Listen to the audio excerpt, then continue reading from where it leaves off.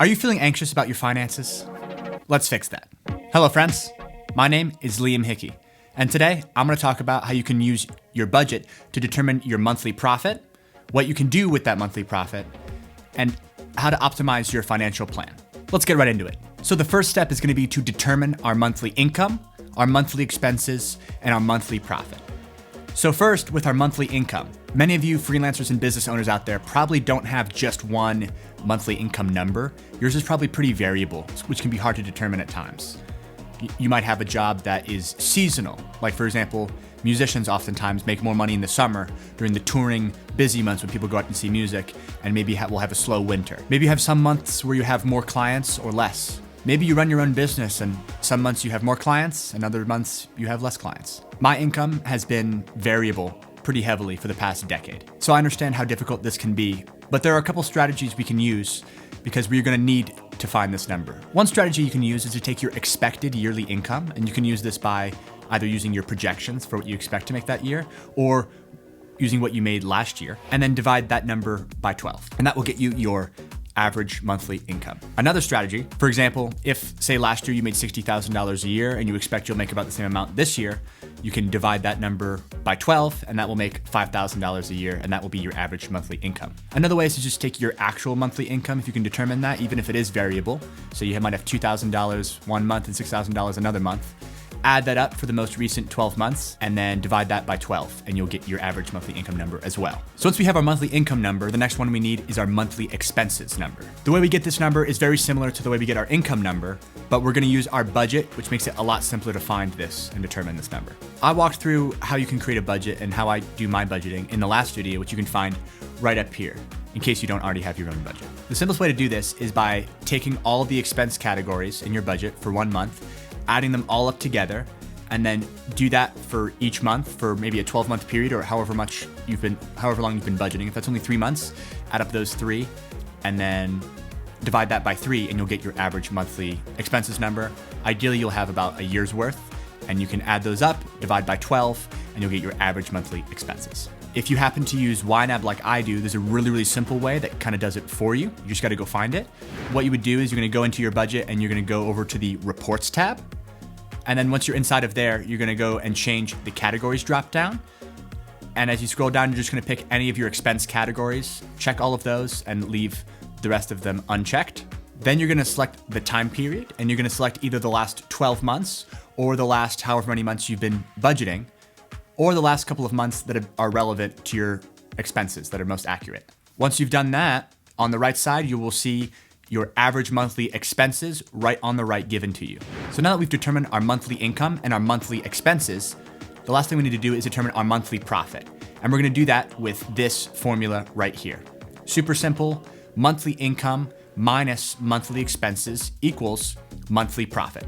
So for example, if you make $3,500 in monthly income and your expenses are $2,500, your monthly profit will be $1,000. What's cool about this formula is we can kind of solve for whatever we want in our goals. So for example, if you want more profit, you can play around with the variables, whatever you can control. For example, if you would like more profit, you can increase your income for one if you have control over that, whether by getting more clients, getting another job, getting a pay raise, going to a different job that pays more. Different ways you can control that. That's a little bit harder to control, but that's one way you can do it if you want to increase your profit. You can also decrease your expenses to increase your profit, which is usually a little bit easier for most people to be able to do than to increase their income. You can add your desired level of profit based upon your goals and your finances and move the numbers around to fit, because maybe you can do a little bit of both. Maybe you even need to go in the other direction depending on what your goals are. And expenses tend to be one of the more powerful ones, because when you think about things like a financial freedom number, now this is a concept that's a little interesting. I'll talk more about in a separate video. However, basically the idea of monthly freedom is the number you would need to be able to not work and have all of your expenses paid for. The easiest way to attain the, fabled financial freedom is to just have 0 expenses. Now, of course, that doesn't always make sense, and that might not always be possible for most people. Most of us have to pay things like rent or mortgages or car payments and insurance, and you might have even debt or school loans. And so you can't always control all of those things. But by knowing where you're at and seeing the data, you can kind of change it and tweak it a little bit to fit your goals and really optimize it for what works for your life. So now that we have our monthly income, our monthly expenses, and our monthly profit, and we've seen sort of how we can play with these to get our potentially desired outcome, we want to know, how do we determine what our desired outcome is? And what do we even do with that profit? And that's where the different levels of budgeting as a freelancer/business owner really come into play. So a small caveat before I talk about what the levels are, these levels work regardless of your level of income. You could be making $1 million a month, but expending $1.2 million a month for your living expenses. That means you're going in the red or going into debt minus $200,000 a month. So it doesn't matter how much money you make for this to be impactful for you. The second caveat to these is going to be that most of them highly depend on your financial goals and where you are in your life. Many of these are based upon advice I've gotten in real life, advice I've found on the internet from people who work for budgeting softwares, and also things that I personally have done. Now on to the actual levels. We start at level 1, which is going to be get off the sidewalk. Now, the term sidewalk in this context comes from MJ DeMarco in his book, Millionaire Fastlane.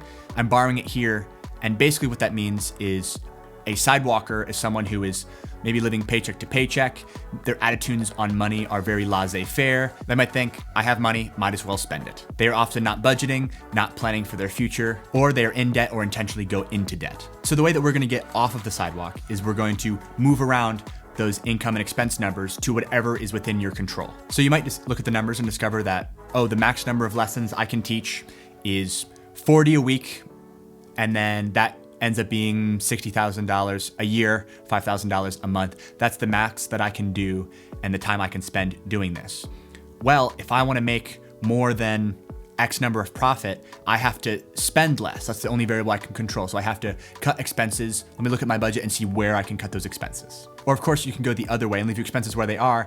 And if you have a variable income, one you can control to a certain extent, then you can always add another income stream, add a side job, get a pay raise, move over to a different job. There are different ways that you can try and increase this. And our whole goal here from level 1 is to get above 0. We no longer want to be in the negative, where our whole goal here is debt prevention.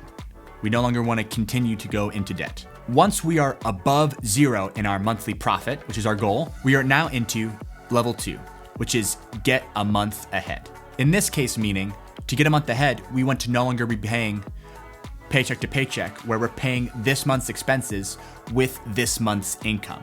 We want to be paying next month's expenses with this month's income. And there are a couple ways to get there, but all of those involve increasing that profit number either gradually and saving that up over a couple of months so that we can get there, or of course all at once if you're able to do something like that and have control over those variables with a quick expense cut or a quick income boost. I would also recommend in this step putting some money into a category, particularly something like car repairs or car maintenance, which tends to be one of the things that derails people's budgets most commonly. This is essentially just a little bit of a buffer for emergency non-monthly expenses. So once you've gotten 1 month ahead and you have perhaps a little bit saved up in your car maintenance category or a similar category, you have successfully moved on to level 3, which is get a buffer.